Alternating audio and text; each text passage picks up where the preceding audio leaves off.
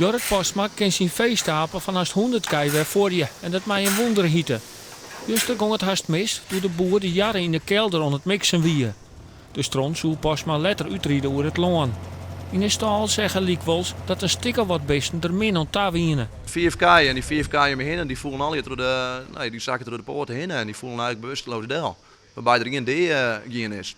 Hoe heet gong dat? Nou, in een fractie van een seconde. Ik denk dat ik al iets 2 minuten in mixer rond hier en ik wie denk het 10 seconden in die stal. En 2-3 seconden, binnen 2-3 seconden vallen die kei gewoon deel. Dus dat, toen hiek ik wel in de gaten van dit doognet en ik met maatje dat ik hier bij kom. Postma moest voortdurend denken aan het drama van Makkingeer jeder dit hier. Daarbij kwamen 3 man om het libben troch blauwzoergas in een silo. De boer kent de gevaren van jarredampen.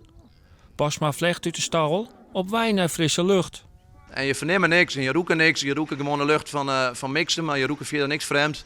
En dat is het verraderlijke aan het verhaal. Dat, je verneemt het net en als je het verneemt dan beter let. Om de jarrenkelder te leegjen moest nu het alle kei uit de stal om ongelukken vat te komen. De brandwacht kwam bij een speciaal team om mettingen te doen. Ze wilden weten hoeveel het deerlijk blauwzoergas er eigenlijk vrijkomt als de jarrenmixer omgezet wordt. Een hele hoge concentratie. Ik heb het nog niet eerder meegemaakt. En je ziet hier ook aan de achtergrond dat we dus meten buiten. Bij het mixgat, maar wel buiten. Nou, dus ja, het is echt een hele hoge concentratie. Want wat betekent dat als je in de stal binnen? Als je in de stal bent, dan ga je dood. Boer Postma had 3 weken lang 2 vrachtwagen don kocht. Mogelijk zie het in deze vrachten te volle gevaarlijke stoffen. De Voedsel- en Warenautoriteit zal een onderzoek instellen en mogelijk stappen ondernemen in de dongleverancier. Hoe sjog je overom op de dij van Juster?